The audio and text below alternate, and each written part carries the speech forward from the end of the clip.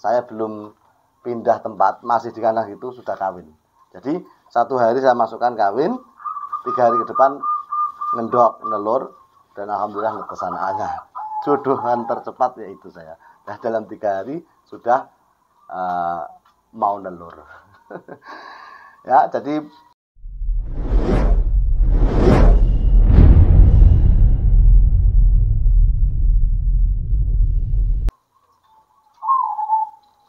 Bismillahirrahmanirrahim. Assalamualaikum warahmatullahi wabarakatuh. Alhamdulillah ketemu lagi dengan Han Ngawi.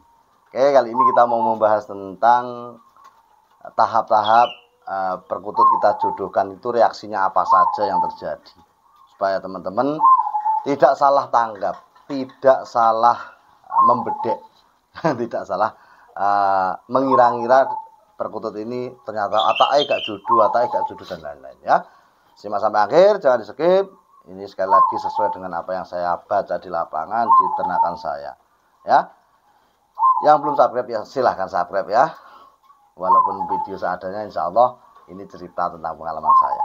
Subscribe, nyalakan lonceng untuk terus mendapat pemberitahuan terbaru dari video yang saya upload. Terima kasih. Yang pertama, tentunya kita mau penjodohan perkutut 1 sarang dulu ya, anakan. Itu resikonya apa saja?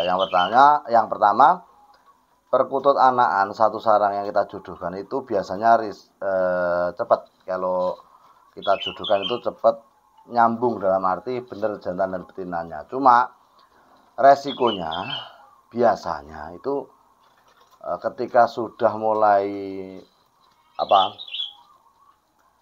birahi, itu jantan dan betinanya itu akan terjadi gesekan, dalam arti yang birahi itu jantannya dulu, sehingga sering terjadi kejar-kejaran yang luar biasa ya. Jantannya siap kawin, betinanya belum. Memang biasanya selisih. Dalam menjodohkan saya sering sekali penjodohan perkutut itu jelasnya jantannya lebih muda daripada betinanya. Itu kunci ya, kuncinya seperti itu.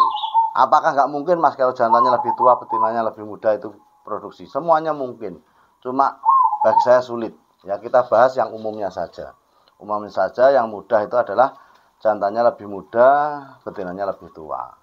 Nah, ketika terjadi kejar-kejaran teman, selama itu tidak berisiko fatal, dalam arti perkutut tersebut tidak kita prediksi tidak nyampe luka berdarah, cuma sebatas patok-patokan saja, cabut bulu nggak masalah.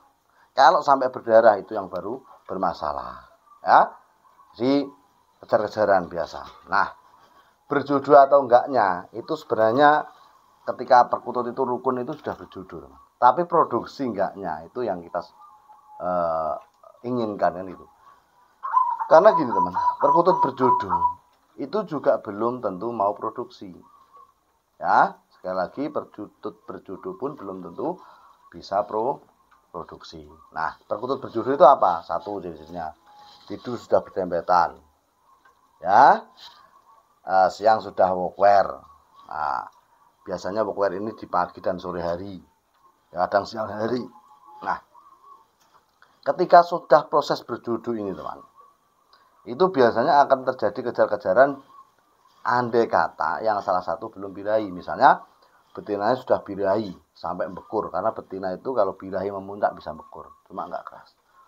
Kok jantannya lari? Biasanya jantannya diajar betina ya, meskipun kadang usianya lebih tua betina. Ini terjadi over birahi itu tidak harus jantan saja yang mengajar betina. Betina mengajar jantan juga sering ya, karena betinanya sudah birahi, pengen kawin, jantannya belum mau. Nah, ketika terjadi proses kejar-kejaran teman ya, ini biasanya nanti yang mau produksi ini saya ceritakan duluan. Kejar-kejaran, dipatok sekali 2 kali, selesai, nggak sampai berdarah. Terus biasanya jantan betinanya ini bekur ataupun mepet kandang sebelahnya ya. Jadi kandang sebelah itu nggak usah kita tutup. Yang kita tutup cuma pinggiran sarang saja, yang bagian lebarnya nggak usah ya.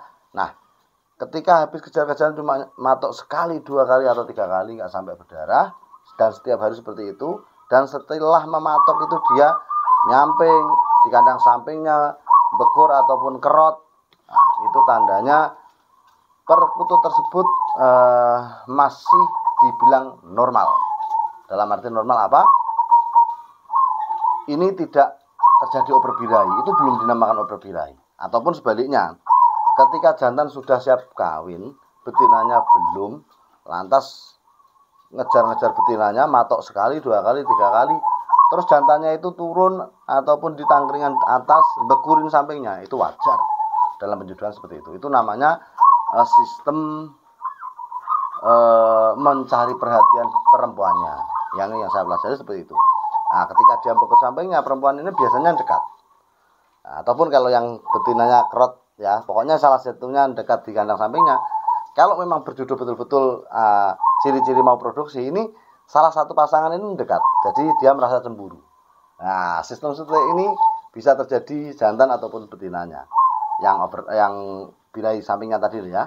Paham maksud saya? Misalnya jantan itu habis nutuli betinanya 3 atau 4 kali, terus dia nyamping bekur.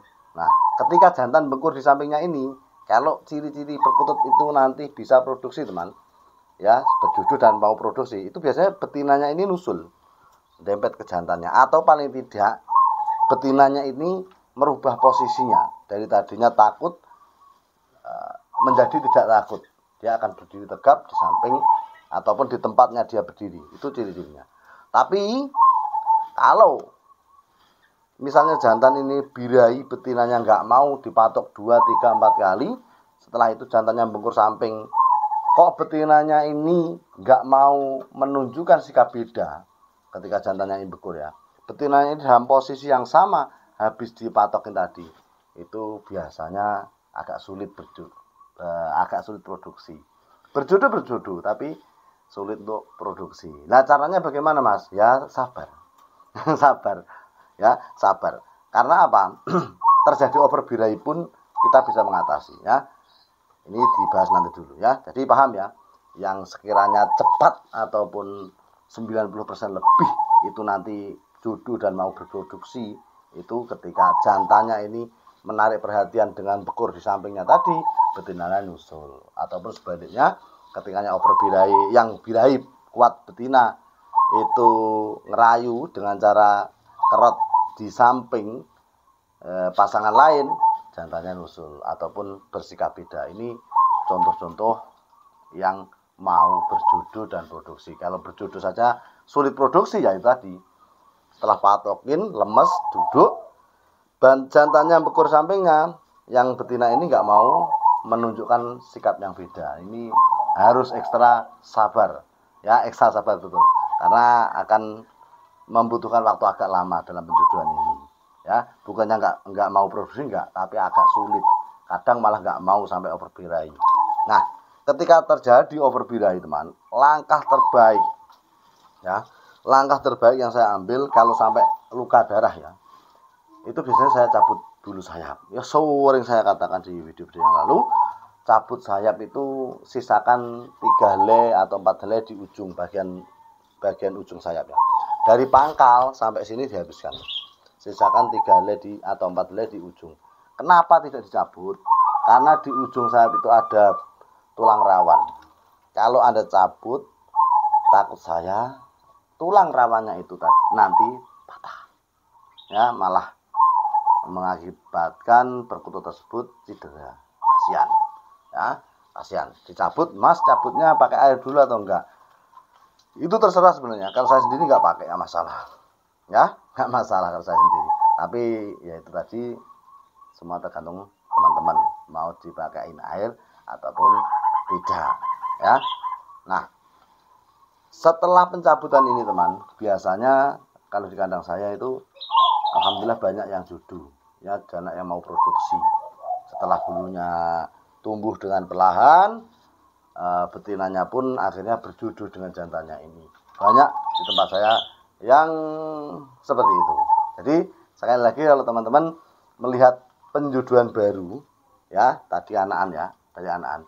Penjodohan baru, anakan tadi kok birahi kejar-kejaran, selama itu saya ceritakan di forum awal tadi, itu normal-normal saja. Nah, kalau untuk perkutut dewasa, penjodohan dewasa, ini memang resiko over birahi sangat kuat. Saya pernah menjodohkan paling cepat penjodohan itu ya Megamendung Majapahit kemarin. 1 hari saya masukkan plek ke kandang, saya belum pindah tempat, masih di kandang itu sudah kawin. Jadi 1 hari saya masukkan kawin, 3 hari ke depan ngendok, nelur, dan alhamdulillah kesanaannya. Jodohan tercepat yaitu saya. Nah, dalam 3 hari sudah mau nelur. Ya, jadi gini, penjodohan dewasa itu mudah-mudah sulit. Sulitnya apa? Kita harus ekstra hati-hati dan tahu persis kondisi birahi burung tersebut. Nah, kalau Anda paham birahi jantan dan betina ini imbang, Anda masukkan breng jadi satu, nggak perlu jejeran kan? Kalau saya nggak perlu jejeran, burung ratusan ekor kalau jejer mau butuh berapa kandang itu? Anda masukkan selama di situ tidak terjadi ya. Misalnya dewasa jantan dan betina. Betina umur 10 bulan, jantan umur 4 bulan atau 5 bulan. Masukkan breng. Selama di situ tidak terjadi over birahi, tidak saling hajar, insya Allah nanti berjodoh. Nah, kalau berjodoh tinggal kita memahami ini kurang birahi atau kurang apa dan lain-lainnya. Dipelajari di channel ini banyak. Obat untuk mendongkrak birahi sudah saya buatkan, tinggal cari saja pencarian. Cara membuat minuman pendongkrak birahi nanti muncul dan itu sangat murah sekali obatnya. Oke teman, ada kurang lebihnya saya mohon maaf. Sisane ini berbagi saja. Kalau Anda suka ya silahkan like, subscribe, nyalakan lonceng bagian ke teman Anda yang membutuhkannya. Sekian, sekali lagi mohon maaf kalau ada kata-kata yang menyinggung siapapun dan saya tidak ada unsur untuk itu. Salam ngutut sampai patut. Assalamualaikum warahmatullahi wabarakatuh.